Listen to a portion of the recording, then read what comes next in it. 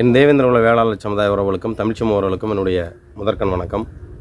இந்த காணொலி எதற்காக அப்படின்னா, தென்காசி மாவட்டம் வாசுதேவநல்லூரில் தாமரை சின்னத்தில் அண்ணன் ஆனந்தன் ஐயாச்சாமி அவர்கள் போட்டி போடுறாங்க. அண்ணனுக்கு பெருவாரியான வாக்களித்தா அந்த தொகுதி மக்களுக்கு என்னென்ன பயன் அப்படின்ற பற்றி தான் இந்த காணொலி பார்க்க போகிறோம். ஒரு சிலரோட கேள்வி இருக்கலாம், என்னடா யாராருக்கோ சப்போர்ட் பண்ணாமல் ஆனந்தன் ஐயாச்சாமிக்கு மட்டும் இவ்வளோ தூரம் சப்போர்ட் பண்ணுற, ஒரு சாதிக்காரங்கிறனாலையா அப்படின்ற சில பேருடைய மனநிலை இருக்கலாம். அதாவது சாதிங்கிற ஒரு விஷயத்தை தாண்டி சமூக நீதினு ஒரு விஷயம் இருக்குது. இவரை பொறுத்தளவு தென்காசி தொகுதியை பொறுத்தளவு அண்ணனை பற்றி விசாரித்தா இந்த சாதிங்கிற ஒரு வட்டத்துக்குள்ளே அண்ணன் கொண்டு வர முடியாது. எல்லா சமூகத்திற்கான ஒரு மனிதராக தான் அண்ணன் இருக்கிறாங்க. இந்த சமூகம் கிடையாது, கஷ்டப்படக்கூடிய எந்த குடும்பமாக இருந்தாலும், அது எந்த சமூகமாக இருந்தாலும் எல்லாருக்கும் கஷ்டப்படக்கூடியவங்களுக்கு உதவி செய்யக்கூடியவர் தான் அண்ணன் ஆனந்தன் ஐயாச்சாமி. இவர் ஒரு எளிய விவசாய குடும்பத்தில் பிறந்தவர்.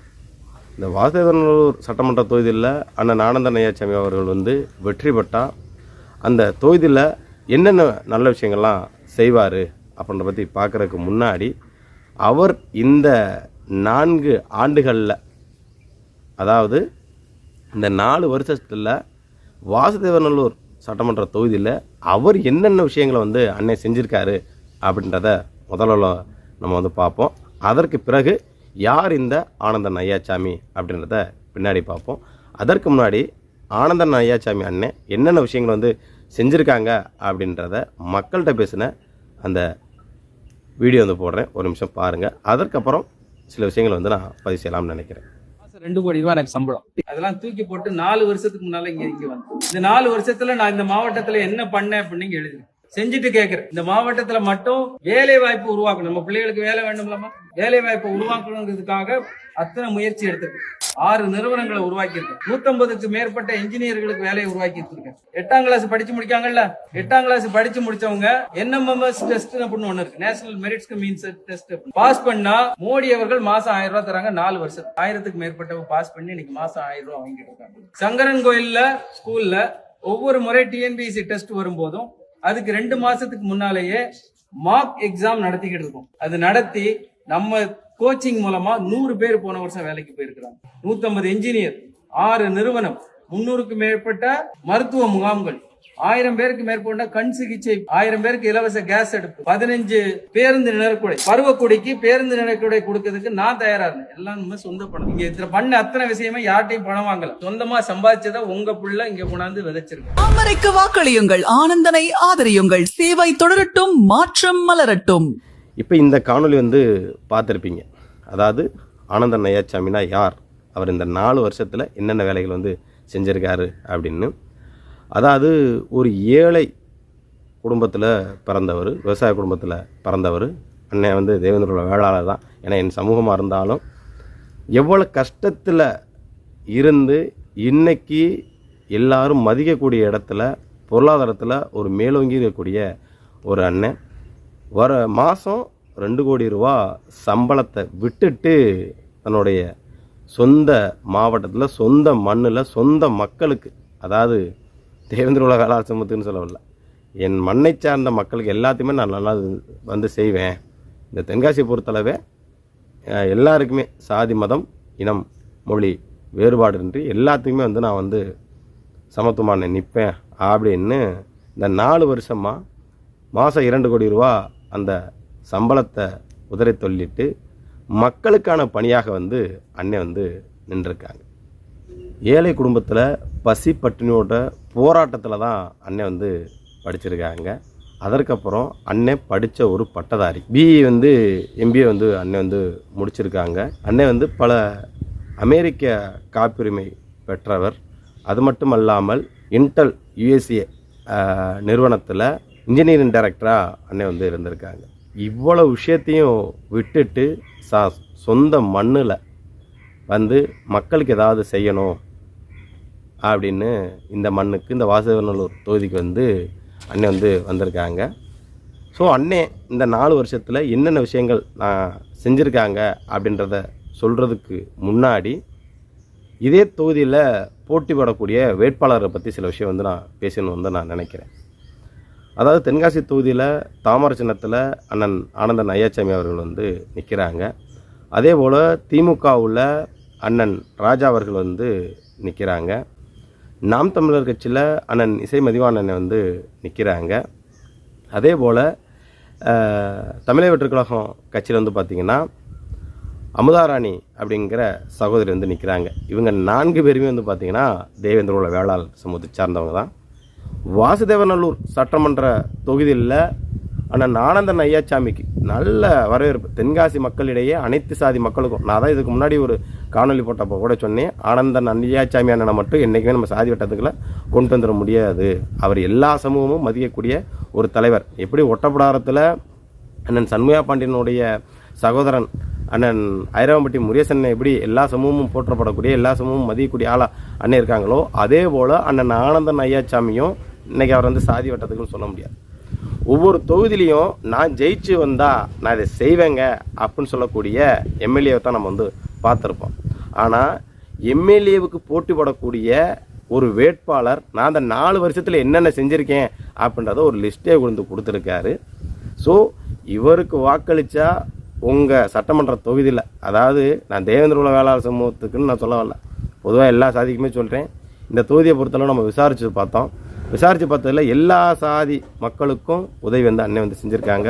பொதுவாக சாதிங்கிற ஒரு வட்டத்துக்கள் இல்லாமல் எல்லா சமூகத்தையும் அரவணைக்கக்கூடிய ஒரு மனிதனாக அண்ணனை வந்து பார்க்குறேன். அதனால தான் அண்ணன் ஆனந்தன் ஐயாச்சாமிக்கு நான் இவ்வளோ தூரம் என் சாதிக்காரங்கிறத அப்பாற்பட்ட விஷயம்.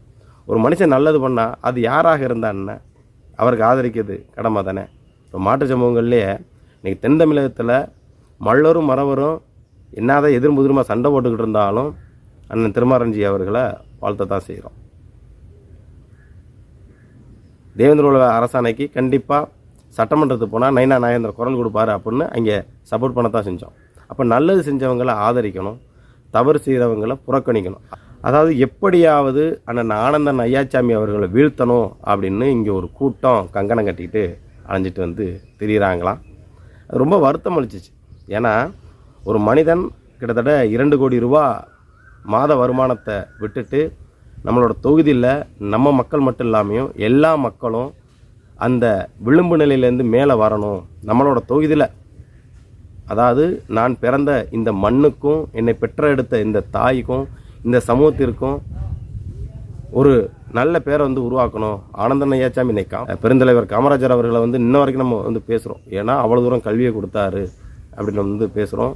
ஒரு எளிய மனிதர். அந்த மாதிரி ஒரு நல்ல பேரை எடுக்கணும், தான் பிறந்த மண்ணில் அந்த விஷயத்தை செய்யணும் அப்படின்னு இந்த மண்ணில் மட்டும் இல்லாமல் தென்காசி மாவட்டமே நல்லது செய்யணும் அப்படின்னு வந்து அண்ணன் வந்து முன் வந்துட்டுருக்காங்க.